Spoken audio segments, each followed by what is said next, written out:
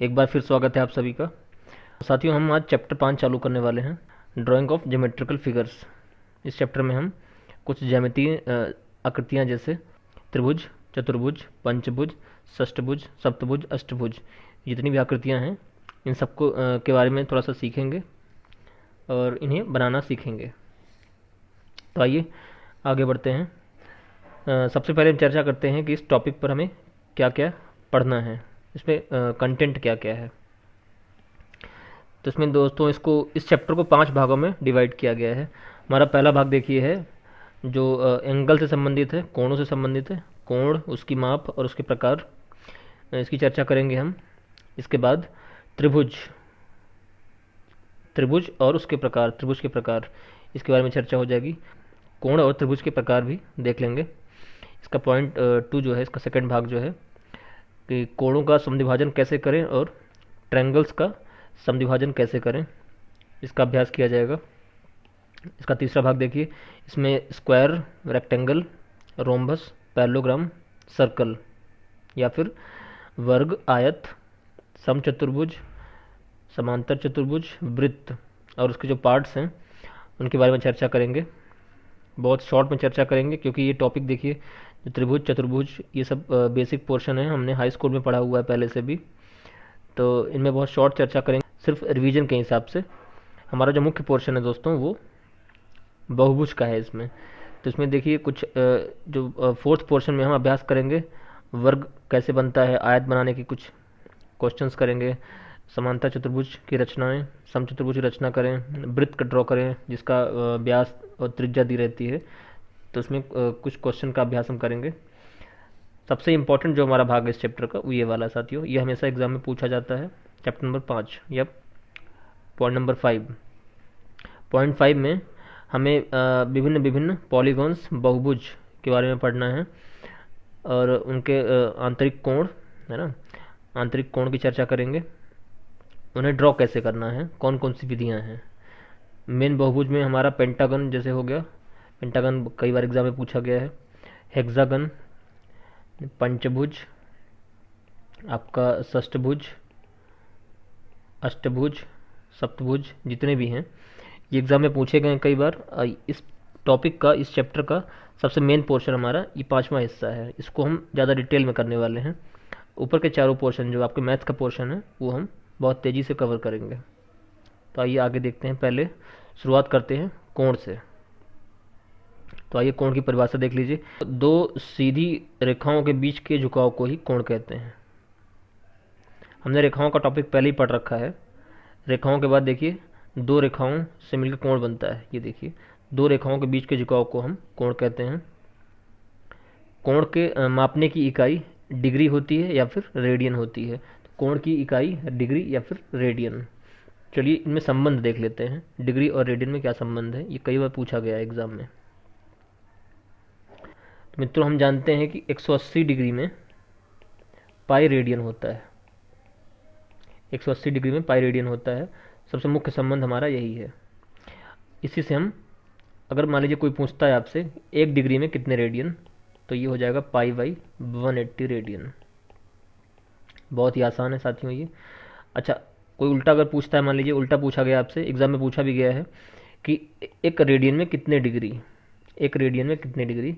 साथियों एक रेडियन में 180 बटा पाई डिग्री होता है। इतना आप याद रखेंगे। ये आपके दो इंपॉर्टेंट क्वेश्चंस हैं, ये आपको पूछे जाएंगे आज नहीं तो कल, किसी न किसी एग्जाम में पूछे जाते हैं।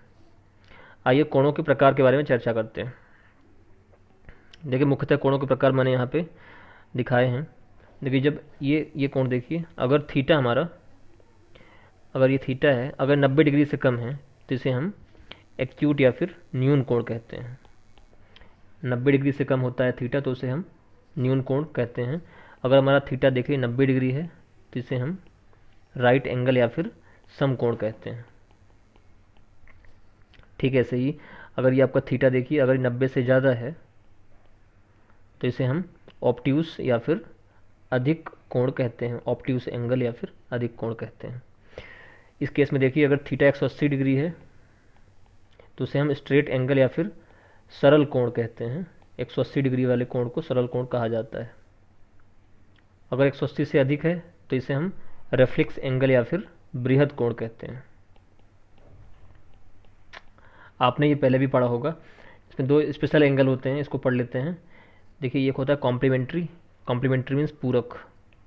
पूरक कोण ये क्या होता है, देखिए अगर देखिए दो कोणों का योग 90 अंश है, ये देखिए मान लीजिए कोण ए है ये और ये कोण बी है, तो अगर कोण ए और कोण बी का योग 90 अंश है तो ऐसी स्थिति में, अगर सम 90 अंश है तो ऐसी स्थिति में कोण ए को कोण बी का पूरक कोण कहते हैं, या फिर कोण बी को कोण ए का पूरक कोण कहते हैं।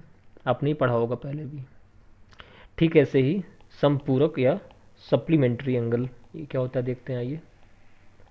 समपूरक कोण, देखिए साथियों, अगर दो कोणों का योग, मान लीजिए कोण ये ए है, ये कोण बी है, अगर दो कोणों का योग 180 अंश होता है, अगर कोण ए और कोण बी का योग 180 अंश है, तो ऐसी स्थिति में कोण ए को कोण बी का संपूरक कोण कहते हैं, या फिर कोण बी को कोण ए का संपूरक कोण कहते हैं। तो साथियों, हमें कोण में इतना ही पढ़ना है, ज़्यादा डिटेल में हम नहीं जाएंगे। इसके बाद आइए चर्चा करते हैं त्रिभुज। त्रिभुज या फिर ट्रायंगल। देखिए इसकी परिभाषा, तीन भुजाओं से बनी बंद समतल आकृति को त्रिभुज कहते हैं। बहुत ही आसान परिभाषा है ये। किसी भी त्रिभुज में हमेशा तीन भुजाएं होती हैं। ये देखिए, अगर ये त्रिभुज बना कर दिखाऊं मैं आपको, अगर ये ए, ये बी, ये सी है, साथियों इसमें तीन भुजाएं हैं, ए सी, ए बी और बी सी। और ठीक ऐसे ही इसमें तीन कोण होंगे, कोण ए, कोण बी और कोण सी। तो किसी त्रिभुज के तीनों कोणों का योग हमेशा 180 अंश होता है।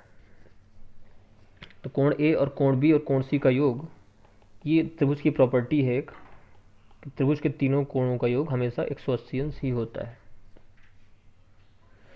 त्रिभुज की एक और प्रॉपर्टी ऐसी होती है, लास्ट वाली देखिए, त्रिभुज की किन्हीं दो भुजाओं का योग हमेशा तीसरी भुजा से अधिक होना चाहिए। अगर ये प्रॉपर्टी फुलफिल हो रही है तभी त्रिभुज का निर्माण हो सकता है, अन्यथा नहीं। इसको याद रखिएगा, बहुत इंपॉर्टेंट है ये। त्रिभुज की किन्हीं दो भुजाओं का योग हमेशा तीसरी भुजा से अधिक होता है। तो आइए देखते हैं त्रिभुज बनाने के लिए हमें क्या क्या पैरामीटर्स चाहिए होंगे। देखिए, एक त्रिभुज को बनाने के लिए हमें कम से कम तीन ज़रूरतें हैं, तीन चीज़ों की। या तो हमें तीनों भुजाएं दे दी जाएं तो हम ड्रॉ कर सकते हैं, या फिर हमें दो भुजाएं और एक कोण दे दिया जाए तब भी हम ड्रॉ कर सकते हैं, या फिर हमें दो कोण दे दिए जाएं और एक भुजा दे दी जाए तब भी हम ड्रॉ कर सकते हैं। तो त्रिभुज में बेसिक्स में इतना ही है। अब इसके प्रकार देख लेते हैं आइए। साथियों, त्रिभुज का जो क्लासिफिकेशन है, जो वर्गीकरण है, वो दो आधार पर किया गया है। पहला है भुजाओं के आधार पर, साइड्स के आधार पर। तो भुजाओं के आधार पर देखिए तीन प्रकार के त्रिभुज होते हैं। देखिए, अगर तीनों भुजाएं बराबर हैं, मान लीजिए इसको मैं ए नाम दे दूं, ए बी सी एक त्रिभुज है मान लीजिए। अगर ए बी, बी सी और ए सी तीनों भुजाओं की लंबाई समान हो तो उसे हम समबाहु कहते हैं, समबाहु त्रिभुज। समबाहु त्रिभुज। देखिए, अगर तीनों भुजाएं समान होती हैं और तो भुजाओं के सामने का कोण भी समान होता है। जैसे अगर आप ए बी भुजा देखिए, ए बी, इसके सामने का कोण ये सी हो गया। ठीक ऐसे ही बी सी भुजा देख लीजिए, इसके सामने का कोण ए हो गया, और ए सी भुजा के सामने का कोण बी हो गया। तो अगर तीनों भुजाएं समान तो उनके सामने के कोण भी बराबर होते हैं। और हम जानते हैं कि त्रिभुज के तीनों कोणों का योग हमेशा 180 अंश होता है। तो अगर तीनों भुजाएं बराबर होंगी तो तीनों कोण भी बराबर होंगे, और अगर तीनों कोण बराबर होंगे तो प्रत्येक कोण 60 अंश का होगा। तो इसे इक्विलेटरल ट्रायंगल कहते हैं। आप इसको याद रख लीजिएगा, किसी भी इक्विलेटरल ट्रायंगल या समबाहु त्रिभुज में प्रत्येक कोण 60 अंश का होता है, ये इसकी प्रॉपर्टी है। आइए अगला पॉइंट देखते हैं। अगर देखिए त्रिभुज की दो भुजाएं बराबर हैं, मान लीजिए इसको ए बी सी नाम दें अगर, तो अगर ए सी और बी सी या फिर दो कोई भी अगर समान है लंबाई में तो उसे हम समद्विबाहु त्रिभुज कहते हैं। समद्विबाहु, अगर दो भुजाएं समान तो समद्विबाहु। ठीक ऐसे ही अगर तीनों भुजाओं की लंबाई अलग अलग होती है, देखिए, तो इसे हम विषम बाहु कहते हैं। अगर तीनों भुजाओं की लंबाई अलग अलग हो, इसे हम विषम बाहु त्रिभुज कहते हैं। अगला देखिए, जो क्लासिफिकेशन है वो कोणों के आधार पर है, कोणों के आधार पर वर्गीकरण है। देखिए अगर कोई किसी त्रिभुज का एक कोण 90 अंश है तो उसे हम राइट एंगल ट्रायंगल या फिर समकोण त्रिभुज कहते हैं, समकोण त्रिभुज कहते हैं।